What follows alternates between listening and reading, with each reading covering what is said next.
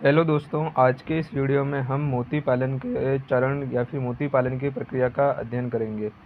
मोती एक बहुमूल्य रत्न है।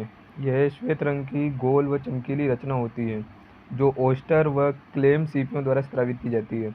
इन सीपियों के कवच को खोलकर ही इन प्राकृतिक संरचनाओं को प्राप्त किया जाता है। इसकी डेफिनेशन क्या है मोती पालन की? तो ओस्टर को पालकर इनमें कृत्रिम विधि द्वारा मोतियों का निर्माण कराने की कला विकसित करना तथा इन्हें खोलकर मोती प्राप्त करना ही मुक्ता संवर्धन कहलाता है। अब हम देखते हैं मोती पालन के चरण या फिर मुक्ता संवर्धन की तकनीक क्या होती है। तो बेसिकली मोती पालन के 3 से 4 चरण होते हैं, जिसमें फर्स्ट चरण में हम मोतियों यानी कि सीपियों का एकत्रण करते हैं। एकत्रण करने के बाद हम उसमें क्या डालते हैं, एक ग्राफ्ट डालते हैं, जिससे कि वो क्या करता है, मोती का निर्माण करता है। मतलब कि मोती जो होता है, जिस टाइप से हमारे शरीर में एंटीजन प्रवेश करता है उसके खिलाफ एंटीबॉडी बनती है, उस टाइप से इनमें जो कोई है बाहरी जो सब्सटेंस है वो प्रवेश करता है, तो ये नेक्रस का स्त्राव करता है, जिससे क्या बनती है, मोती बनती है। अब मोती बनने के लिए हम क्या करेंगे, दूसरा स्टेप करेंगे नाभिक का निवेशन, और थर्ड स्टेप होता है नाभिक निवेशन के पश्चात मोती की देखभाल यानी कि सीपियों की देखभाल करना, और फोर्थ स्टेप में हम क्या करते हैं, मोती का जो होता है प्राप्त कर लेते हैं या फिर एकत्रण करते हैं। ठीक है, तो हम देखते हैं इसके चरण को। तो मोती पालन के चरण, संपूर्ण क्रिया जो होती है बहुत ही जटिल व तकनीकी है, जिसे केवल कुछ ही विशेषज्ञों द्वारा तकनीकी तौर पर प्रशिक्षित कारीगरों द्वारा कराया जाता है। संपूर्ण क्रिया को निम्न पदों में विभक्त किया गया है। पहला चरण है सीपियों का एकत्रण। यह क्रिया प्रथम पद है। इसमें अनुभवी गोताखोरों द्वारा समुद्र से मुक्ता स्राव करने वाली जीवित सीपियों को छांट छांट कर एकत्रित किया जाता है।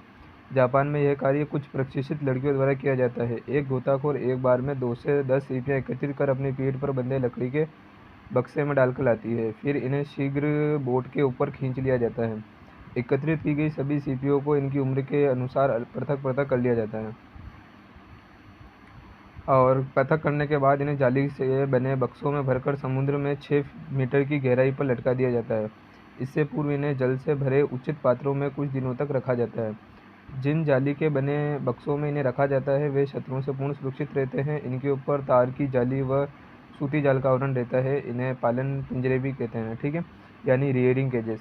तो इसमें समझने वाली कोई ज़्यादा बात नहीं है, इसको डायरेक्ट याद ही करना है कि सबसे पहले सीपियों को एकत्रण करने के लिए समुद्र से जो मोती स्राव करने वाली जो सीपियाँ होती है उनको पकड़ कर लाएंगे। अब सेकंड स्टेप है नाभिक निवेशन, इंसर्टेशन ऑफ न्यूक्लियस। नाभिक उस पदार्थ को कहते हैं जिसको सीपी की प्रवार यानी कि मेंटल में प्रवेश कराया जाता है।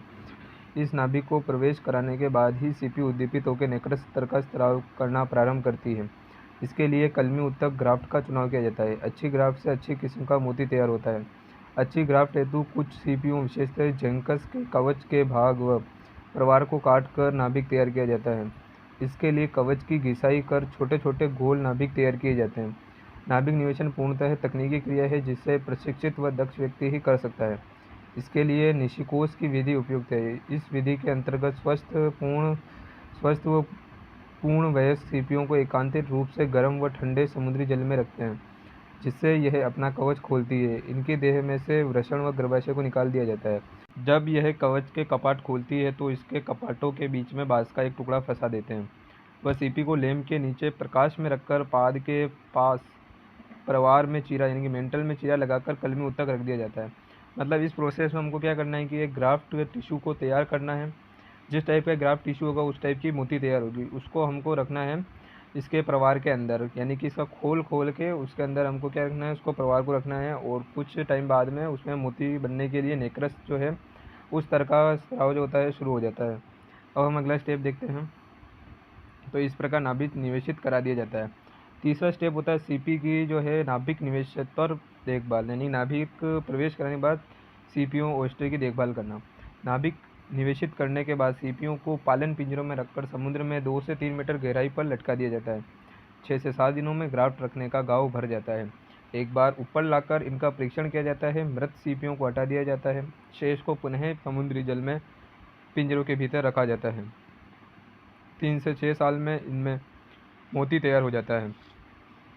अच्छा मोती गर्म जल में 14 मीटर की गहराई पर छिछले जल में बनता है। एक बार में 3000 से 3600 तक सीपियाँ अलग अलग पिंजरों में रखी जाती है। मतलब इस स्टेप में हमको क्या करना है कि नाभिक निवेशित करने के बाद कुछ समय पश्चात यानी कि 1 सप्ताह के अंदर हमको देखना है कि उसके जो नाभिक है उसमें सीपियों से वो बन रहा है या नहीं बन रहा है। ठीक है।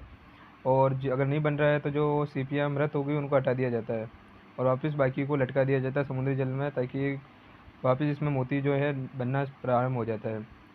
अब लास्ट स्टेप है हमारा मोती प्राप्त करना, हार्वेस्टिंग ऑफ पर्ल्स। दिसंबर से फरवरी माह में सामान्यतः ये क्रिया की जाती है। जिस क्षेत्र में यह उद्योग लगाया जाता है वहाँ के मौसम के आधार पर ही समय का चुनाव किया जाता है। सीपी का कवच खोलकर मोती लिए जाते हैं। मोती को साबुन के पानी से धोया व साफ किया जाता है। यह विभिन्न आकृतियों के श्वेत, क्रीम, लाल या गुलाबी रंग के हो सकते हैं। मोती का रासायनिक संगठन, ये भी क्वेश्चन जो है 1 नंबर या कभी कभी 2 नंबर में पूछ लिया जाता है। तो मोती के रासायनिक संगठन में फर्स्ट कंपोनेंट होता है जल, जो 2 से 4% तक होता है, और कार्बनिक पदार्थ होते हैं कुछ जो 3.5 से 5.9% तक होते हैं, और कैल्शियम कार्बोनेट 90% होता है, और कुछ अवशेषी पदार्थ भी होते हैं जो 0.1 से 0.8% तक होते हैं। तो ये क्वेश्चन जो है हमारे बड़े यानी कि 10 नंबर के क्वेश्चन में पूछा जाता है। तो इस टाइप से हमको स्टेप बाय स्टेप लिखना है। पूरा सारा एज इट इज आदमी है तो भी जितना हम लिख सकते हैं उतना लिखना ही है।